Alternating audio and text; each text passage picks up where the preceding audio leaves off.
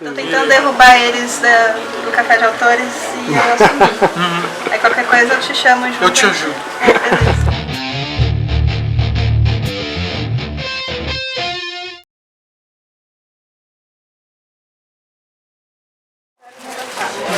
Uma delas é o seguinte, a gente reparou que houve uma grande diferença entre os seus primeiros livros, Clássico do Estrangeiro, inclusive o 7 e o 7, para agora, o Estrela da Manhã.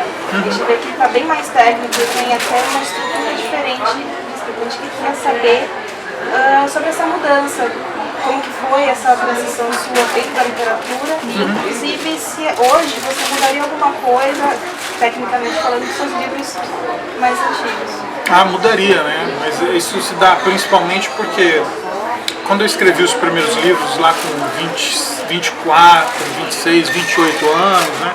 Para esse André que chegou na casa dos 40 agora, muita água passou debaixo dessa ponte, né? Então, tudo que eu vivi, tudo que eu vi, tudo que eu conheci, tudo isso tem um impacto na forma como eu leio os livros que eu já escrevi. Então, e aí tem correndo paralelamente também esse desenvolvimento da técnica de escrever, o amadurecimento do narrar, te deixa em atrito com aquilo que você já fez. Então eu tento, que nem o Acaso, eu dei uma repaginada no Acaso que vai ser relançado agora. Mas não mexer na estrutura, não mexer, por exemplo, acrescentar capítulos, retirar, remover coisas. Não, eu só faço uma conciliação com o que eu acho hoje mais de acordo com o que eu escrevo, com o jeito de eu entregar minha história. Você centraria a narrativa e não o enredo. Não o enredo, exato. Não o enredo, a forma da narrativa. não as personagens essencialmente. Sobre os autores nacionais atuais, essa safra nova de autores nacionais. Ela quer saber a sua opinião com relação à literatura nacional sobre esses autores e, inclusive, se você já chegou a apadrinhar ou se você tem desejo de apadrinhar esses autores novos. Teria algum, hoje em dia, que você pegaria e falaria, olha, eu investiria nessa pessoa, nesse estilo? Então, para mim é um campo difícil de comentar porque eu não tô acompanhando, não tô lendo esses autores, essa safra nova. Os últimos 4 anos, assim, por exemplo, eu peguei um livro para ler de um autor nacional X, não aconteceu. Então, se eu fosse falar alguma coisa, ia ser muito hipócrita, até porque eu não estou acompanhando. Né? Mas da época em que eu comecei a escrever, autores que eu conheci no meio do caminho, tem vários que têm muita qualidade. E eu não tenho dúvida que dentro dessa safra nova também apareçam as pessoas que têm talento para narrativa e também se equilibre com a técnica narrativa. Né?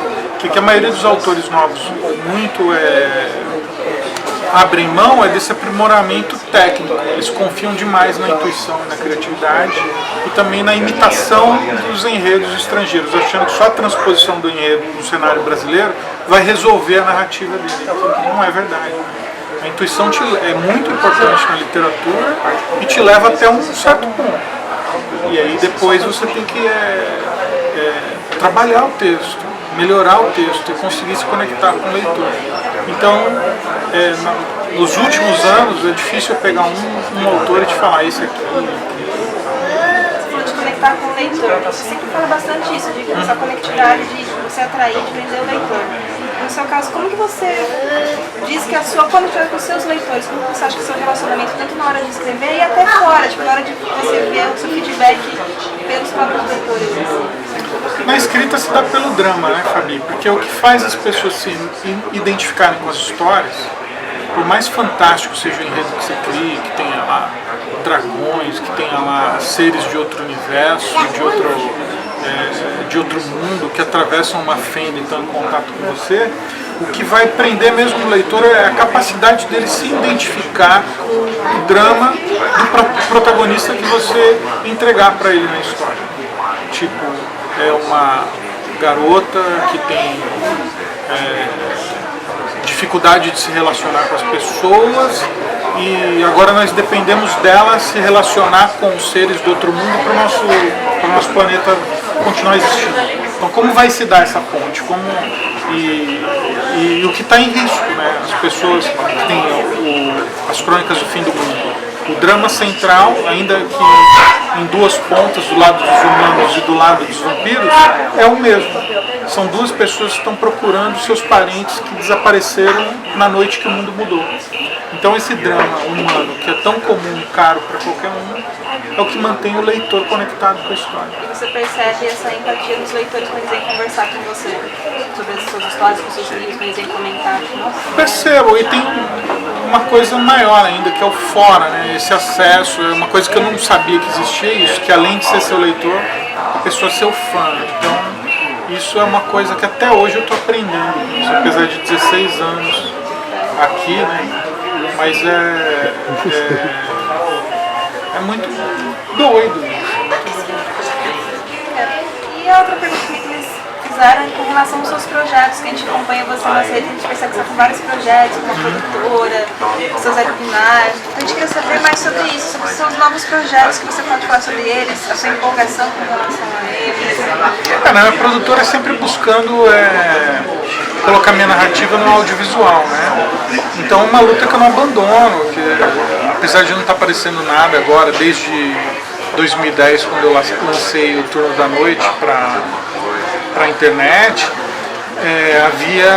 eu descobri ali que eu não tinha um aparelhamento para escrever roteiro, não era tão bom roteirista como romancista. Eu fui nessa descoberta do porquê, eu fui aprendendo outras coisas que acabaram me ajudando na produtora, que é conseguir escrever uma história potente, mas com baixa necessidade de recursos. Então eu consegui fazer um filme de baixo orçamento, que é o que é a minha próxima luta, fazer um longa e que eu não precise vender minha casa para conseguir fazer esse longa. Eu consegui. E tem uma outra vontade, né? É sair desse sistema cativo que tem as produtoras brasileiras de depender do dinheiro do governo para fazer, para produzir, e produzir longa-metragem de gênero, dentro de ficção, dentro da ficção de fantasia, do terror, e de baixo orçamento e que se pague dentro do sistema da indústria audiovisual. É um papo longuíssimo que a gente podia virar a noite falando disso, mas é uma coisa muito doida que eu estou perseguindo e vou conseguir. Atrás da orelha com relação à Estrela da Manhã, para quem ainda não leu, e também da Artana, que você pretende já lançar agora esse ano, no final do ano, né? São livros bem diferentes, né? Estrela da Manhã é a história de um menino que sofre bullying e ele se sente sozinho, porque ele perdeu o pai já há 6 anos e a mãe trabalha, por azar dele, para a mãe do moleque que faz bullying com ele na escola. Então ela, com medo de perder o sustento da casa, vai pondo panos quentes na situação. O irmão mais velho dele é muito escroto, não ajuda ele em nada, só atrapalha. E na escola, a diretora e a professora são meio que subornadas por essa mãe. Essa mãe dá presentes para elas. Ela é dona de uma clínica de estética e sempre vale alguma coisa, vale uma escova, vale uma massagem, e essas mulheres também ficam pondo panos quentes na situação do filho dela. E o Rafael, cada vez se sentindo mais sozinho, através de tutoriais no smartphone dele, busca rituais que colocam ele em contato com o outro lado. E uma hora ele consegue, uma hora um dos tutoriais ensina mesmo. E alguém escuta ele do outro lado, só que quem escuta não é o pai dele, a Estrela da Manhã. Aí você precisa ler esse livro porque é incrível. Eu recomendo, eu sonhei com isso. Sonhei que tava perseguindo todo mundo. Meu Deus do céu, quanta gente se lascou. Nossa, enfim. E o Dartana é bem diferentão, não tem. Ele é a proposta de alta fantasia, né? São mundos criados para atender a história. Então foi um projeto muito ambicioso da minha parte, porque é uma história muito grande. Foi a primeira vez que eu parei diante de uma ideia, do enredo, antes de começar a escrever. Eu falei, ai meu Deus, será que eu consigo entregar essa história? Será que eu consigo escrever essa história? Porque ela é bem ambiciosa. A história de planetas, de mundos, que são afetados por uma maldição que não deixa a pessoa pensar, não deixa a pessoa guardar conhecimento. Então já tem um desafio para a pessoa, para o escritor aí, porque essas pessoas não têm alta cognição, e então eu também não posso, quando eu transportar os pensamentos dessas personagens, na ação que elas estão fazendo, usar de uma cognição elevada também. Eu tenho que me guardar como escritor e passar um pensamento raso. E aí eles vão fazer uma viagem através de um portal, através de atrás de um Deus que surge naquela terra, onde há a promessa do outro lado de lutar com outros deuses, e quando eles vencem, quem vencer vai libertar o seu planeta dessa maldição. As pessoas vão poder guardar o conhecimento. Então, e lá eles se dividem em classes, né? São as feiticeiras, as meninas que se tornam feiticeiras, os soldados e os construtores do Deus. E aí, a dificuldade é essa, são várias hierarquias bélicas e várias biologias diferentes se embatendo nesse outro mundo. Muita pesquisa. Muito trabalho, mas ficou muito bom, Bertão. É isso. Queria que você dê um beijo pra Camila, que eu sou grande fã. Camila, também te adoro. Seu filhote, o livro 5 Demônios, está na minha cabeceira, é um dos próximos que eu vou ler. E aí eu vou poder responder aquela pergunta da Fabi, quem eu li recentemente e tal. Então. Tá na fila. Em nome do Café de Autores, convidar você pra um dia tomar café com eles também, pra trocar umas figurinhas. Irei. Sim, A Daphne vai gostar, né, Daf? com certeza. Tô tentando derrubar eles do Café de Autores e eu assumi. Aí qualquer coisa eu te chamo junto. Eu te ajudo. Beleza. Isso.